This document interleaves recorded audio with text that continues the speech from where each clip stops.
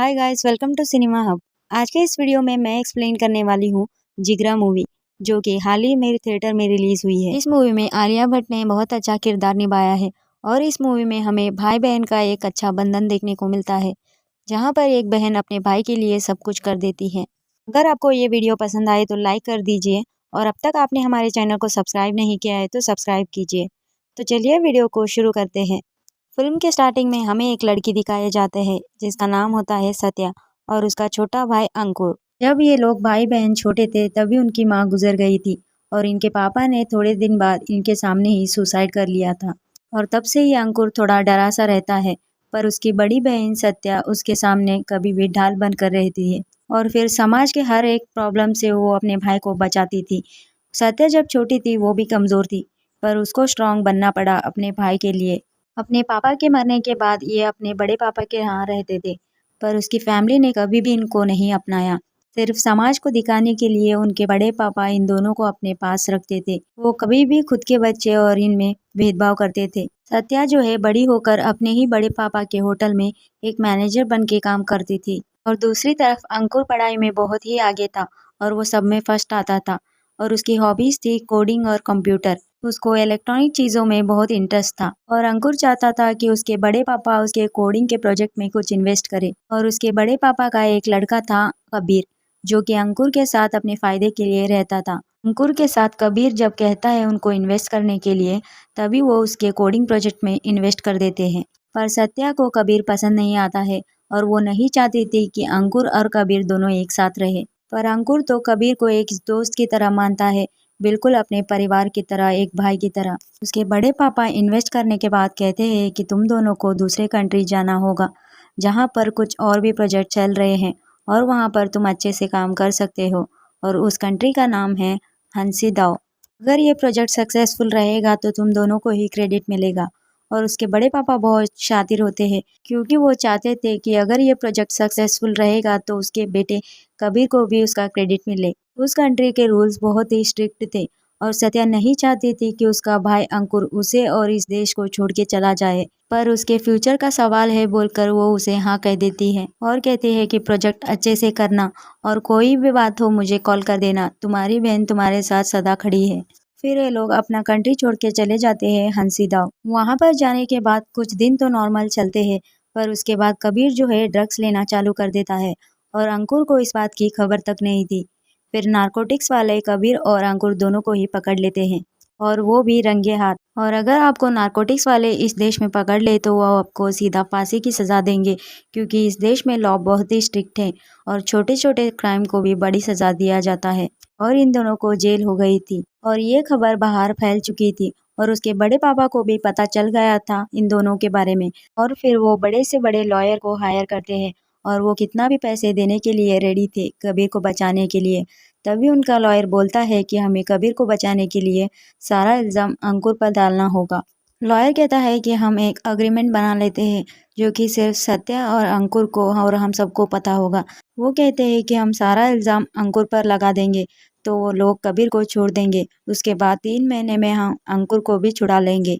आगे जाके मैं कह दूंगा कि कुछ लोगों ने तुम्हें ड्रग्स बेचा है, इसीलिए तुम बस कोर्ट में हाँ कह देना। और कोर्ट में जाने के बाद लॉयर एक के बाद एक स्टेटमेंट देता जाता है। तभी अंकुर उसे यस यस बोलते जाता है और उसको लैंग्वेज भी उतनी समझ नहीं आती थी। फिर आता है एक बड़ा ट्विस्ट, जहाँ पर हमें पता चलता है कि वो लोगों ने अंकुर से झूठ कहा था।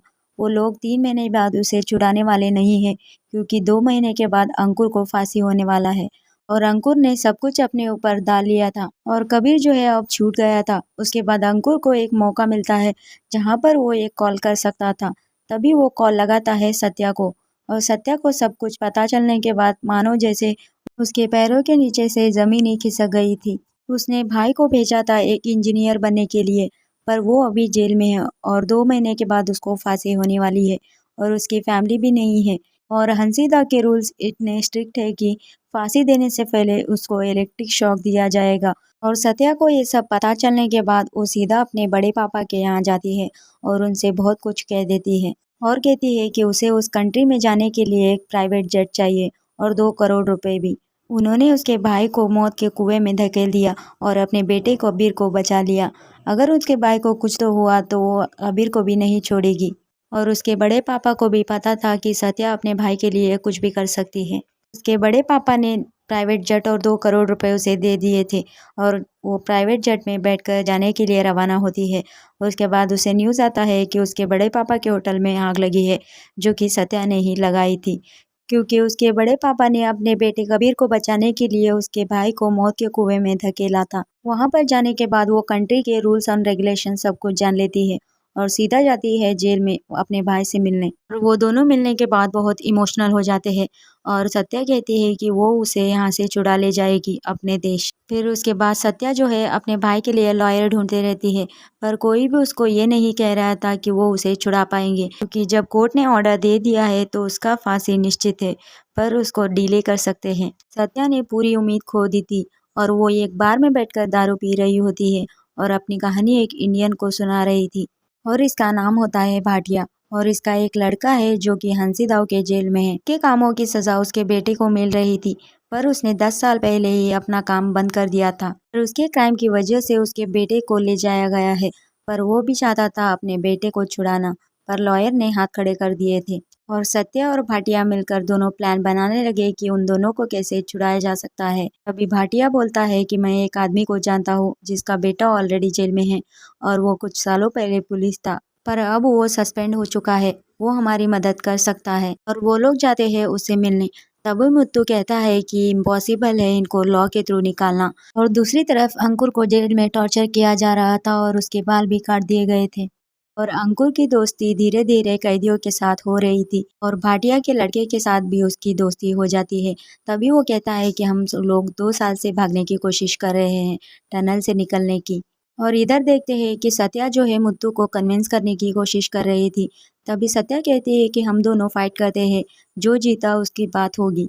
सत्या और मुत्तू के बीच बहुत ही ज़बरदस्त फाइट होती है और सत्या के मुंह में से खून भी आ रहा था, पर सत्या मानने को ही तैयार नहीं थी। आखिर में वही जीत जाती है, क्योंकि उसके मन में जुनून था अपने भाई को छुड़ाने का। फिर मुत्तू भी सत्या के प्लान में जुट जाता है। फिर वो लोग प्लान बनाते हैं कि सत्या के भाई को, मुत्तू के बेटे को और टोनी को वो लोग किचन के रास्ते से बाहर निकालेंगे। ये लोग सोचते हैं कि वो किचन के रास्ते में खुदाई करेंगे और किचन का रास्ता पता था मुत्तू को, क्योंकि वो वहाँ पहले नौकरी कर चुका था पुलिस का। यहाँ जेल में अंकुर और सबको वॉलेंटियर बनकर किचन में काम करने के लिए बुलाते हैं, पर वो लोग वहाँ नहीं जाते हैं और हॉस्पिटल के वॉलेंटियर में चले जाते हैं, जिसकी वजह से वो लोग उसे मारते हैं। फिर अंकुर और टोनी अपने फूड में कुछ ऐसा मिला देते हैं जिसकी वजह से उनको फूड पॉइजनिंग हो जाती है और वो हॉस्पिटल जाकर उसके टनल में से बाहर निकलते हैं। जिस टनल से वो लोग बाहर निकले थे वहाँ पर लांडा अपने पुलिस ऑफिसर को लेकर पहुँच जाता है। लांडा जो एक ऑफिसर है बहुत ही बेरहम है और फिर इन सबको पकड़ लिया जाता है और इस चक्कर में टोनी को गोली लग जाती है और वो घायल हो जाता है। और इनकी फांसी अब 4 दिन में होगी, क्योंकि अगर तुम जेल से भागने की कोशिश करोगे तो हंसीदा में ऐसा ही होता है, क्योंकि 4 दिन में अब फांसी थी, इसीलिए उनके फैमिली मेंबर को बुलाया जाता है। तभी सत्या वहां पर चली जाती है और सत्या अपने भाई को लेकर बहुत ही परेशान हो रही थी। कैसे भी करके मुझे उसे छुड़ाना है, यही बात बार बार करे जा रही थी। फिर सत्या जो है जेल की पूरी बिजली काटने के लिए रेडी हो जाती है और मुत्तू इसके साथ नहीं था, क्योंकि अगर जेल की सारी बिजली काट दिया जाए तो वो सारे क्रिमिनल भाग जाएंगे, क्योंकि मुत्तू एक पुलिस इंस्पेक्टर था और वो ऐसे करने नहीं दे सकता था। पर सत्या को तो बस अपने भाई की ही पड़ी थी। सत्या जहाँ बिजली काटने जा रही थी वहाँ मुत्तू ऑलरेडी एक इंस्पेक्टर के साथ खड़ा रहता है, ताकि वो सत्या को अरेस्ट कर ले, ताकि उसकी वजह से सारे क्रिमिनल ना भाग जाए। फिर सत्या और मुत्तू के बीच बहुत फाइट होती है और मुत्तू जो है पहाड़ से गिरकर मर जाता है, पर पुलिस स्टेशन में जनरेटर ऑन होने की वजह से बिजली आ जाती है। पर सत्या ने बहुत सारे गैस के टैंकर मंगा रखे थे और एक एक करके वो पुलिस स्टेशन के पास भेजते रहती है, जिसकी वजह से पूरे पुलिस स्टेशन में आग लग जाती है और सेल के सारे दरवाजे खुल जाते हैं और क्रिमिनल्स बाहर आने लगते हैं। तभी वो इंस्पेक्टर लेंडा अपने ऑफिसर्स को लेकर सारे कैदियों को सेल्स में डालने की कोशिश करता है और उन्हें मार भी डालता है। और फिर सत्या देखती है कि टोनी और अंकुर एक जगह फंसे हुए थे। जब इंस्पेक्टर लेंडा अंकुर की तरफ बढ़ रहा था तभी भाटिया जो है एक कार लेकर आग में से घुस आता है और इन सब को रेस्क्यू कर लेता है। और इसी बीच भाटिया को एक गोली लग जाती है। तभी वो कहता है कि मैं यहाँ संभाल लूंगा, तुम यहाँ से निकल जाओ। फिर सत्या जो है वहाँ से निकलकर समुद्र के रास्ते से मलेशिया बॉर्डर क्रॉस करके मलेशिया पहुँच जाएगी। लेंडा और उसके ऑफिसर्स उसके पीछे लगे थे। लोग मलेशिया बॉर्डर पर जाने के बाद वहाँ पर मलेशिया के ऑफिसर्स आते हैं। वो लोग लेंडे और उसके ऑफिसर को मार डालते हैं क्योंकि ये एरिया उनका था और ये सब करवाया था भाटिया ने क्योंकि उसने पहले भी क्रिमिनल काम किए थे तो उसको सब पता था। और ये मूवी यही ख़त्म होती है। आपको ये मूवी की कहानी कैसी लगी कमेंट सेक्शन में बताइएगा ज़रूर। तो मिलते हैं अगले वीडियो में।